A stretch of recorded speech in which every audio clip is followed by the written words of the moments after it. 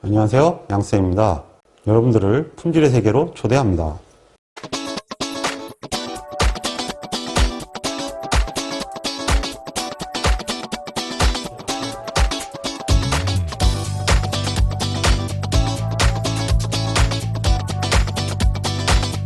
이번에는 상관관계 분석입니다.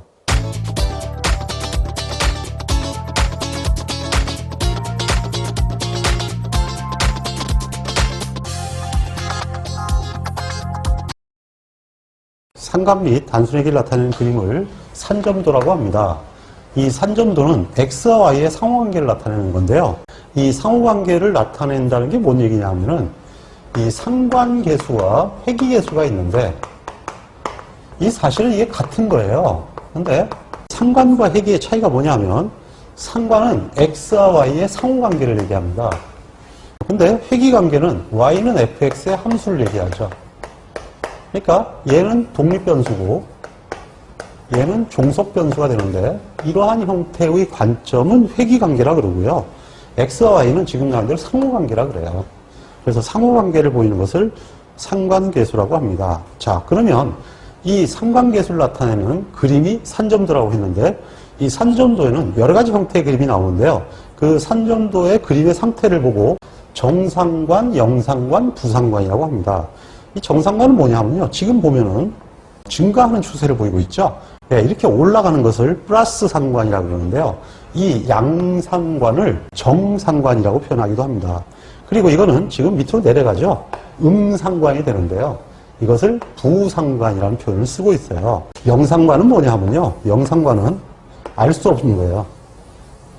X와 Y가 어떠한 규칙을 보이지 않고 있는 것을 영상관이라고 그러고요. 결론적으로 상관관계가 없다는 얘기죠. 그런데 주의할 것이 하나 있습니다. 곡선관계는 기본적으로 상관관계라고 하지 않습니다. 곡선관계라는 건 뭐냐 하면요. X와 Y가 예를 들면 이런 형태를 보이는 거예요.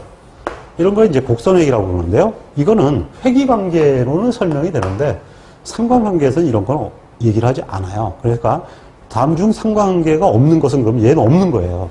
상관관계는 오직 정상관이 됐던 부상관이 됐던 그 자체가 상관관계가 있다는 것을 나타내는 것이 특징입니다. 자, 이 산점도의 문제 중에서 좀 특이한 게 하나 있는데요. 기본적으로 상관관계가 있다고 판단했는데 아까처럼 이렇게 뭉태기로 돼가지고 무상관이 나타나는 거예요. 이걸 X동그라미를 안 보고 섞어버리면 뭔지 잘 모르겠죠. 예, 이런 관계를 무상관, 영상관이라고 합니다. 근데 이런 경우가 나타나면 뭔가 관계가 있을 거라고 생각해서 하지 않았습니까? 그래서 이것은 그냥 포기하지 말고 어떤 얘기냐면 이것은 층별을 해보라는 얘기예요. 만약에 어떤 여론조사를 한 결과인데 이걸 층별을 했어요. 층별했더니 요거는 남성이고 이건 여성이에요. 자, 남성과 여성을 분류해서 보니까 둘 다 이렇게 정상관의 개념을 보이고 있죠. 그러면 결국은 어떻게 되냐면 층별이 덜 됐을 때는 잘 몰랐는데 층별을 하고 나니까 알게 됐다 뭐 이런 얘기가 되는데요. 이것이 시험 문제로 나와요. 그러니까 무상관일 경우에는 층별을 해서 보는 것이 필요하다. 이런 말이 하나 나와 있어요. 그 다음에 여기 또 없는데 이렇게 데이터가 상관관계를 보이고 있는데요. 점 하나가 이렇게 뚝 떨어져 있어요. 이걸 뭐라 그러죠? 예, 이상점이라고 그러죠. 이상점은 어떻게 할 거냐? 당연히 이상점이 나타나면 원인이 뭔지 조사해야 되겠죠? 예, 그 얘기를 하고 있는 겁니다. 예, 산점도는 대략 이러한 형태의 문제들이 구성이 돼 출제가 됩니다. 기출문제를 잘 확인해 보세요.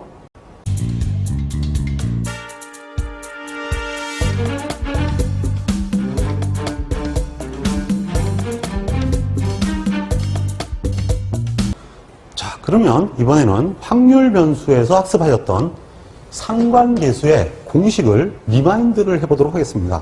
모수와 통계량에서 학습하실 때 S의 제곱합이 기억이 나시죠? 예, 시그마 xi-x바의 제곱이었습니다. 이것을 X의 제곱합이라고 하죠. 그러면 이것을 풀면 이렇게 됐던 것으로 공식을 이제는 외우고 계시죠? 아직도 안 해오셨다는 얘기는 시험을 보시기를 포기하신 거 아니겠습니까? 당연히 공부를 하시니까 이 정도 공식은 이제 외우셨을 거라고 생각합니다. 자, 그러면 지금부터 이 공식을 확장해 보겠습니다. 그러면 x의 제곱합이 이렇다면 y의 제곱합은 어떻게 될까요? 당연히 수학은 거짓말을 안 합니다. x가 이렇게 되면 y는 당연히 이렇게 되겠죠. y의 제곱합이 되고요. 이거를 풀면 얘들 별 수 있겠습니까? 따라가야지. 자, 공식 두 개가 그냥 하나 덤으로 들어왔죠. 예, 이번에는 조금 더 어려운 거 기억나십니까? 시그마 xy 곱의 평균, 즉 평균곱. 그러면 시그마 x제곱 평균제곱, 그러면 시그마 y제곱 평균제곱, 얘는 뭐의 평균제곱? y의 평균제곱. 얘는 x의 평균제곱. 그럼 얘는 xy의 평균곱. 그러면 평균제곱에 자유도를 곱하면 제곱합. 즉 평균제곱에 자유도를 곱하면 제곱합. 이렇게 된다는 얘기죠. 마찬가지로 똑같이 그러면 이번에는 xy의 곱의 합은 평균곱에다가 자유도를 곱한 거 아니겠습니까? 그리고 패턴은 얘들과 똑같죠. 어떻게 된다는 얘기냐? sxy, 이거는 s가 하나가 됩니다. 왜냐하면 이거는 제곱합이거든요. 그러니까 xy의 곱의 합, 이런 뜻이 됩니다. 자, 그러면 이것은 어떻게 되느냐? 이놈들 한 개씩 곱하면 돼요.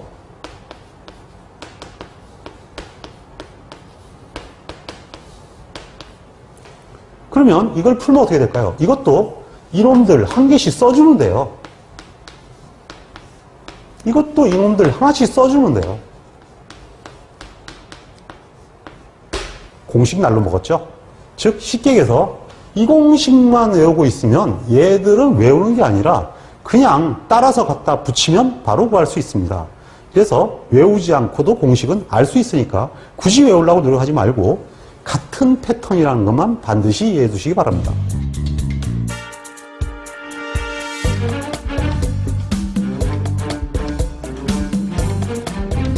자, 확률 변수에서 배운 내용을 다시 한번 리마인드 해보시기 바랍니다. 공분산이 뭐였죠? 시그마 xy였죠. 예, 이것은 쉽게 얘기해서 평균 곱이 되죠. 자, 그러면 평균 곱이 무엇일까요? 곱의 합을 자유도로 나누면 공분산, 즉 평균곱이 됩니다. 자, 이 공분산은 기본적으로 객관식 시험에서 가장 많이 나오는 게 한 가지가 있습니다. 특징이. 기본적으로 공분산은 단위에 따라 값이 무조건 변한다. 이것이 최고의 약점으로 되어 있습니다. 실제로 보면 x와 y의 곱으로 구성되기 때문에 단위가 소거되질 않습니다. 그러다 보니까 센치로 썼냐, 미터로 썼냐, 미리로 썼냐에 따라 값이 달라질 수가 있죠. 실제로 어떠한 확률적 비교에서는 단위를 사용하지 않습니다. 그래서 이거 역시 단위에 따라 값이 변하기 때문에 사용할 수 없어서 상관계수라는 것을 만들어서 사용하게 되었습니다. 자, 그러면 상관계수에 대해서 알아보도록 하겠습니다. 상관계수의 범위는 마이너스에서 1 사이로 움직입니다. 상관계수가 양 끝단 값인 플러스 마이너스 1이 나오면 완전 상관이라고 하고요. 상관계수가 0일 때를 무상관이라고 합니다. 즉 상관계가 없다는 뜻이죠. 이건 왜 그러냐 하면요. 이 상관계수라는 수식에서 나타나는 현상입니다. 이 상관계수는 단위에 따라서 값이 변하는 결정적인 흠이 있는 공분산을 해결하기 위해서 공분산을 각각의 표준 편차로 나눕니다. 자, 그러면 x와 y로 xy를 나누게 됩니다. 그러면 각각의 단위가 소거되기 때문에 단위가 존재할 수가 없죠. 즉 단위가 존재할 수 없다는 얘기는 어떤 값의 변화가 일어나든 간에 이 값은 변하지 않는다는 얘기입니다. 그러면 이거를 통계량으로 계산하면 vxy 표준편차 x, 표준편차 y가 되겠는데 표준편차로는 값을 흔히 표현하지 않으니까 이렇게 되겠죠. vx, vy, 루트 vxy다. 이러한 평균값 가지고 표현하면 되는데 문제는 계산 과정 중에서 제곱합이 나오니까 양변에 n-1을 곱합니다. 그러면 이것이 이렇게 바뀌죠. 곱의 합을 x의 제곱합과 y의 제곱합의 곱으로 나누는 형태가 됩니다. 이것을 상관계수 r이라고 합니다. 그러므로 각각의 x축, y축의 값과 xy의 곱의 값이 동일하다는 얘기는 1이 된다는 얘기니까 이 경우에는 어떤 형태든 델타 x와 델타 y가 일치하게 되겠죠. 그러므로 이것이 완전상관이라고 할 수 있고요.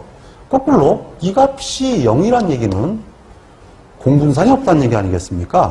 공분산이 없다는 얘기는 각각이 독립이란 얘기니까 독립은 무상관이다. 이런 얘기 아니겠습니까? 그래서 실제로 제로인 경우는 평균곱이 없다는 얘기고 평균곱이 없다는 얘기는 무상관이라는 얘기가 되기 때문에 당연히 독립이라는 얘기가 됩니다.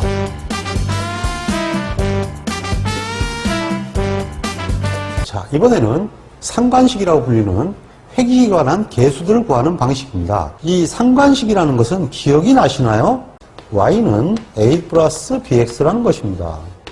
무슨 얘기냐면 x와 y의 관계에서 데이터가 이러한 형태의 관계를 보이고 있다면 이 점들의 관계식을 봤을 때 이 수식을 y는 a 플러스 bx라고 합니다. 이제 명확해졌죠? 예, 이 선을 상관식 또는 1차 회기식이라고 하는데요. 이 공식이 a 플러스 bx인 건 아마 옛날부터 배워서 아실 겁니다.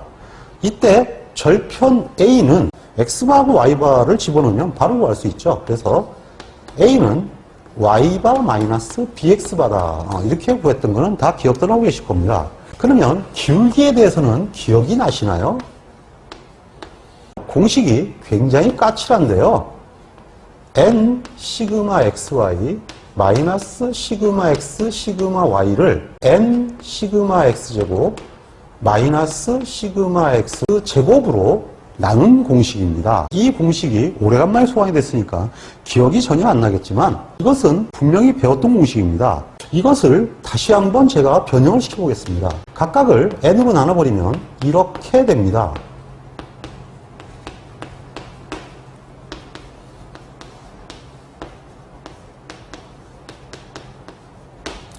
자, 이제 최근 봤던 공식으로 기억나지 않으십니까?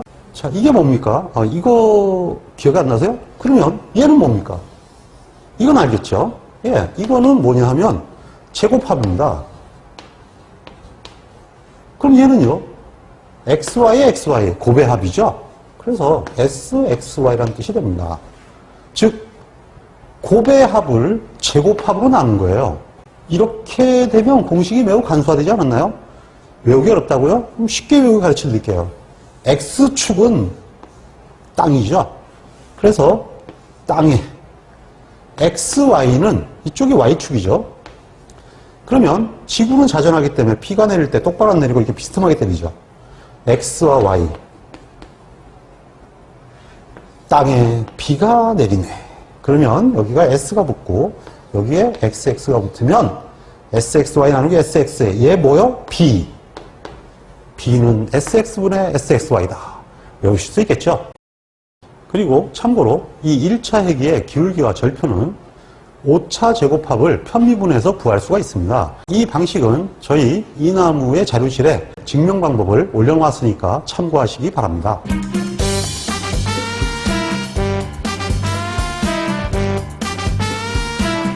그리고 이 상관계수에 대해서는 수치 변환에 관한 문제가 간혹 출제가 됩니다. 그러면 굉장히 골치 아파하는데요. 과거에 계산기가 없고 컴퓨터가 없던 고려 시절에 계산을 편하게 하기 위해서 이러한 형태로 확률 변수를 수치 변환시켜서 많이 사용한 거죠. 즉 기존의 데이터를 100배를 했다. 기존의 데이터를 10배를 했다. 뭐 이런 얘기입니다. 이렇게 해서 XY를 구했다. 즉 X를 100배 하고 Y를 10배 해서 상관계수를 구했다. 그리고 이렇게 해서 회귀계수를 구했다. 뭐 이런 얘기죠. 기울기를 구했다. 자, 이럴 경우에 실제 상관계수와 회귀계수를 구하시오. 이렇게 문제가 나오면요. 착 보고 답을 쓸 수 있습니다. 실제 상관계수는 0.7이고 똑같죠? 회귀계수는 자, 이게 뭐라 했습니까? 하늘에서 비가 내리네. 요거를 뒤집어요. XY가 뒤집어집니다. XX가 위로, XY가 밑으로, 그러면 XX가 위로 100, 100. XY가 밑으로 100 곱하기 10. 그러면 10배가 되네요. 즉, 15가 됩니다. 자, 이렇게 되는 과정을 알아보도록 하겠습니다. 먼저 상관계수와 회귀계수를 원위치로 구하기 위해서는 이 공식을 변화를 시켜야 됩니다. 먼저 x로 변화시키면 100분의 1 x 플러스 x제로가 되죠. y는 10분의 1 y 플러스 y제로가 됩니다. 자, 그렇다면 vx는 어떻게 될까요? vx는 100분의 1의 제곱 vx. 왜냐? 얘는 분산에서는 꽝. 역시 마찬가지로 여기는 vy는 v 10분의 1 y 플러스 y제로인데 이놈은 3도천을 건너버리고 이게 10분의 1이 나오니까 10분의 1의 제곱 vy가 됩니다. 그러면 퀴즈 vxy는 어떻게 될까요? 이거는 하나씩 갖고 오면 됩니다. 100분의 1, 10분의 1, vxy가 됩니다. 자, 그러면 이미 끝난 거죠. 무슨 얘기냐면 상관계수 아래 공식을 써보면 이렇게 됩니다. 즉 vxy 루트 vx vy가 되죠. 왜냐하면 이렇게 된다고 그랬으니까요. 그러면 같은 거니까 vxy는 어떻게 됩니까? 100분의 1, 10분의 1 vxy가 됩니다. 그러면 이번에는 밑에는 어떻게 될까요? 그렇죠. 100분의 1의 제곱 vx고 10분의 1의 제곱 vy가 되죠. 당연히 약분이 되죠. 그러면 이렇게 바뀌죠. 이거는 하나마나 r-가 됩니다. 그러므로 r은 0.7. 그래서 상관계수는 수치 변환을 해도 단위가 바뀌지 않는 것이 입증되었습니다. 그래서 상관계수를 수치 변환해서 얼마다 이렇게 얘기하면 묻지도 따지지 말고 원래 값도 그거다 이래버리면 끝납니다. 자, 그러면 이번에는 회귀계수가 수치 변환이 된 경우는 어떻게 되느냐? 회귀계수는 아까 공식이 어떻게 된다 그랬죠? 예, 비는 하늘에서 비스듬하게 XY로 땅으로 내린다 이렇게 얘기했죠. 그러면 여기서 둘 다 자유도로 나누면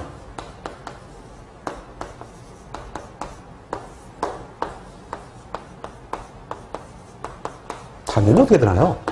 그렇죠. 공분산을 당연히 VX로 나누는 꼴이 되는 거죠. 그러면 한번 써볼까요? VXY는 100분의 1, 10분의 1 VXY고 VX란 기본적으로 얘죠. 100분의 1의 제곱 VX다. 하나 더 써볼까요? 그래야 좀 비슷하니까요. 자, 그러면 결과가 어떻게 됩니까? 뭐 하나 죽고 하나 죽고 뒤집어지니까 결론적으로 10B-가 되죠. 아까 얘기했던 게 두 개가 이렇게 스와핑이 됩니다. 바꿔놨으니까요. 다시 원위치로 잡아준 거죠. 별건 아니에요.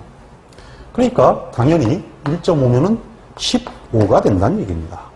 그래서 이렇게 요령만 알고 계시면 그냥 간단하게 답을 구할 수 있으니까 두려워 마시고 이 방법만 익혀두시기 바랍니다.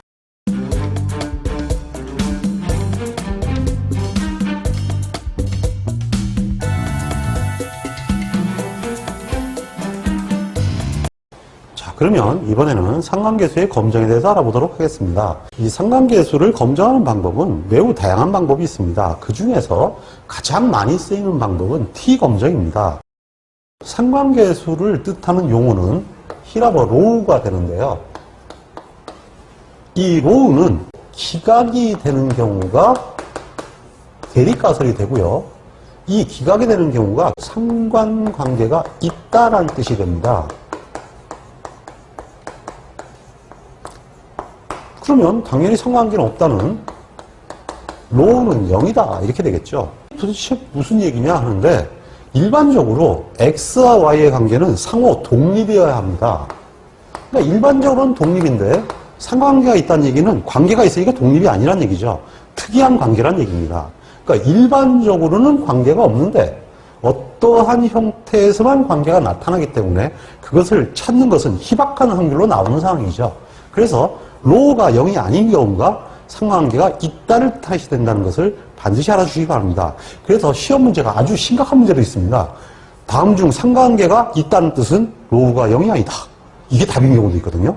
물론 기출문제에 나오니까 보시면 아시겠지만 정말 황당한 문제까지 나오는 상황이죠. 그리고 참고로 이 모상관계수가 있냐 없냐를 따질 때는 모상관계수가 크다 작다라는 가설은 세우지 않습니다. 이건 왜 그러냐면 있냐 없냐의 문제에서 크거나 작다는 의미가 없기 때문이죠. 상관계수는 부상관이 됐건 정상관이 됐건 관계가 있다 없다가 관점이 되지 크다 작다가 관점이 되는 것은 아니기 때문입니다. 그리고 두 번째는 위험률을 세우는 거죠.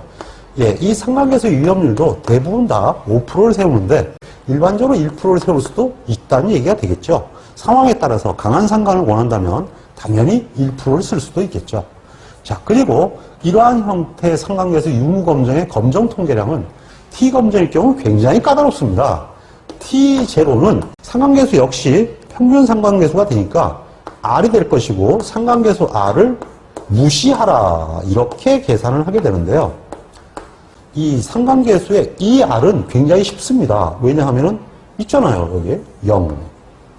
얼마나 쉽습니까? 그러니까 없는 거죠. 그러면 결국은 이것은 위에는 R이 되는데 밑에 이놈이 어마어마하게 까칠합니다. 어떻게 되냐면요. 1-R제곱 나누기 M-2.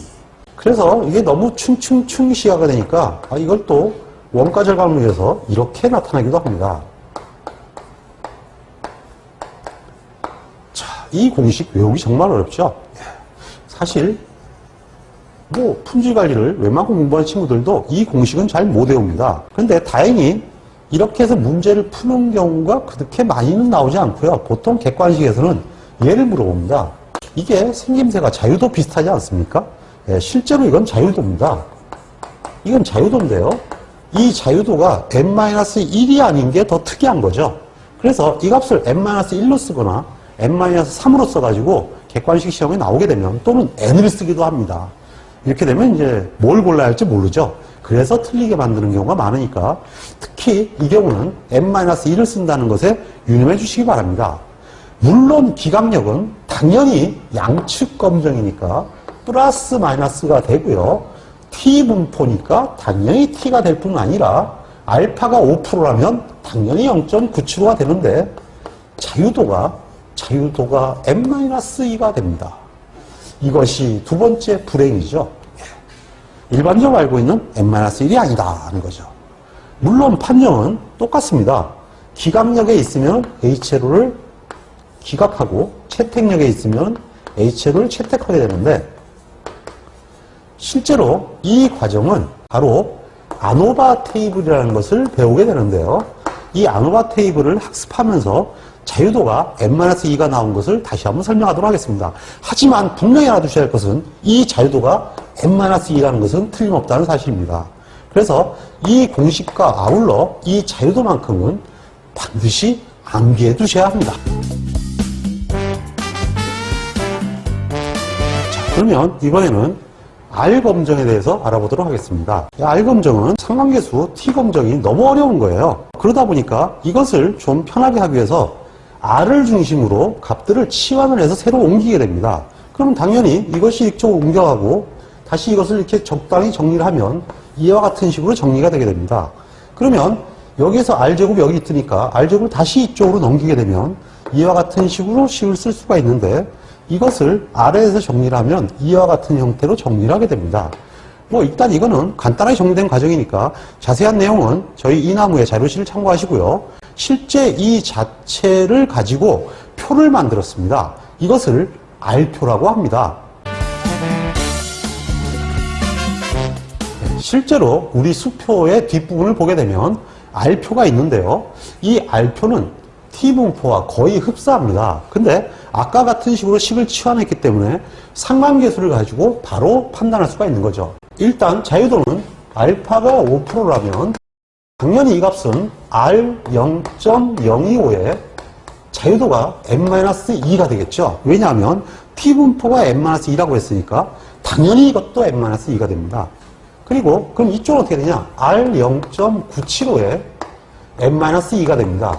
T분포가 플러스 마이너스가 되듯이 R분포도 역시 마찬가지로 이것은 마이너스 R 0.975 n-2가 되는데요. 예를 들어서 n이 12라면 자유도가 10이죠. 0.971대의 값이 0.5760입니다. 그러면 이 값이 0.5760이 된다는 얘기죠. 그럼 상관계수 R이 0.576보다 크다면 당연히 이것은 유의하다 이렇게 판단을 하는 방법이죠. 그리고 먼저 말씀드린 대로 상관계수가 있냐 없냐의 검정은 크다 작다 검정은 없기 때문에 이쪽은 하지 않죠. 그래서 이 경우만 사용하는데 이렇게 바로 상관계수를 바로 평가를 할 수 있기 때문에 R 검정표를 이용하면 계산을 쉽게 할 수 있습니다. 그리고 이 R 검정표는 자유도가 10보다 작으면 계산이 불가능하고요. 자유도가 10보다 클 때만 계산할 수가 있는데 문제는 100이 넘어가면 근사치로 계산하게끔 제시가 되어 있습니다. 그래서 상관계수를 구한 데이터 쌍이 12개가 넘는다면 T검정보다는 R검정을 이용하는 것이 훨씬 쉽게 상관계수의 유무검정을 할 수가 있습니다. 자, 그러면 얼마나 쉬웠는지 R분포로 한번 검정을 하는 절차를 보도록 하겠습니다. 가설의 수립은 당연히 똑같겠죠. 예, 로는 0이 아니다. H제로 로는 0이다. 즉 상관관계가 없다가 되겠죠. 그러면 위험률은 알파는 5%인 건 똑같을 거고요. 검정 통계량이 어마어마하게 쉽습니다. R제로는 R이다. 끝입니다. 그럼 기강력 어떻게 되냐? 이것도 어마어마하게 쉽습니다. 플러스 마이너스 R 1 마이너스 2분의 알파 자유도 n-2 끝 이렇게 되는 거죠. 판정 H제로 기각 또는 채택 어때요? 정말 쉽죠?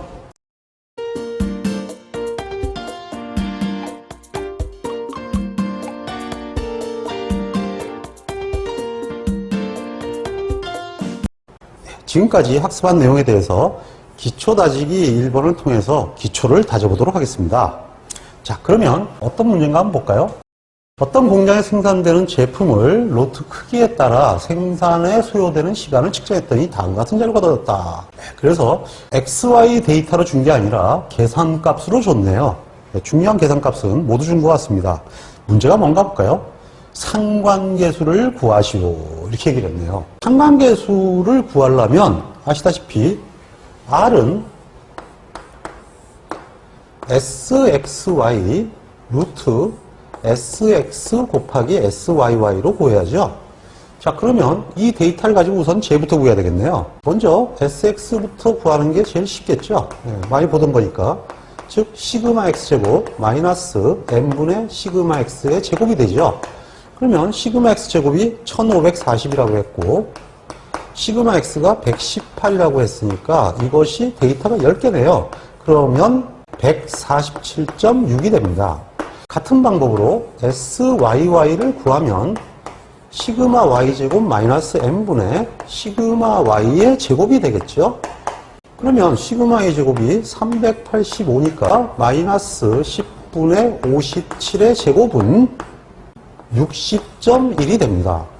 그리고 SXY는 하나씩 곱하면 된다 그랬죠. 시그마 XY 마이너스 n분의 시그마 X, 시그마 Y니까 이 값을 구하면 시그마 XY는 756이네요.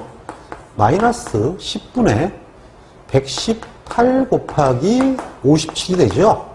그러면 83.4가 됩니다. 자, 지금까지 구한 이 세 개의 값을 집어넣으면 83.4 나누기 루트 147.6 곱하기 60.1을 하면 상관계수는 0.88549가 나왔습니다.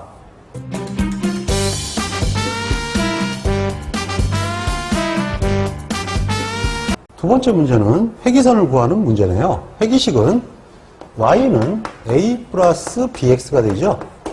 자, 그러면 천하 없어도 b부터 먼저 구해야 되겠네요. 자, b는 뭐라 그랬죠? 땅에 비가 내리네. 그러니까 이게 y축이니까 여기는 xy가 되죠. 그러면 b는 sx분의 sxy다. 이렇게 쓸까요? 네, sx는 147.6, sxy는 83.4니까 그러면 0.56504 이런 값이 나왔습니다. 그러면 이번에는 a를 구해야 되겠네요. a는 y바 마이너스 bx바가 되니까 우선 10개이고 57이니까 이거는 y바는 5.7이 되죠.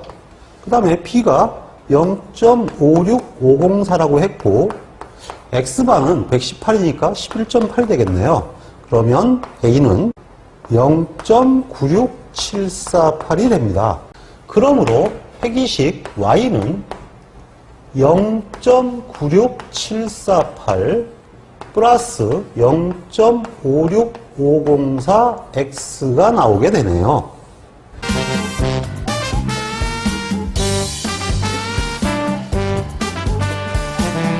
자, 그러면 세 번째 질문을 볼까요? 상관관계가 성립하는지 검정하시오. 자, 그러면 t 검정하라는 얘기겠죠? 네, 어려운 공식이지만 한번 해봐야겠습니다. 일단 상관계수의 유무검정은 H1, 로는 0이 아니다. 즉, 독립이 아니다. 이런 얘기가 되고요. H0는 아니요, 로는 독립이야. 뭐 이런 얘기가 되겠죠. 그러면 두 번째는 알파를 따지는 거죠. 당연히 5%로 검정했으니까 5%가 되죠. 자, 이 상관계수의 유무검정은 T검정이 된다고 했죠. 그럼 T검정은 상관계수 R을 무시하라. 이렇게 되지만 문제는 이 공식이 너무 어려워서 쉽게는 외워지지 않을 것입니다. 특히 이게 n-2라는 게 좀 아킬레스건이죠. 일단 상관계수 r이 0.88549라고 했으니까 루트 1-0.88549의 제곱이 되고요. 나누기 현재 데이터가 10개죠. 10-2가 됩니다. 그러면 t0는 5.39019가 됩니다. 자, 그러면 기강력을 네 번째 계산해야 되겠죠? R은 플러스 마이너스 T 0.975의 자유도가 8이 되죠. 그러면 이 값은 2.306이 됩니다. 물론 수표에서 찾아야겠죠. 자, 검정통계량 T0가 기강력에 들어갔네요. 그러면 당연히 다섯 번째는 H로 기각이 되겠죠. 예, 이 뜻은 무슨 얘기냐면 로가 0이 아니다 이 얘기가 되니까 이 얘기는 모상관계수가 존재한다는 뜻이 됩니다.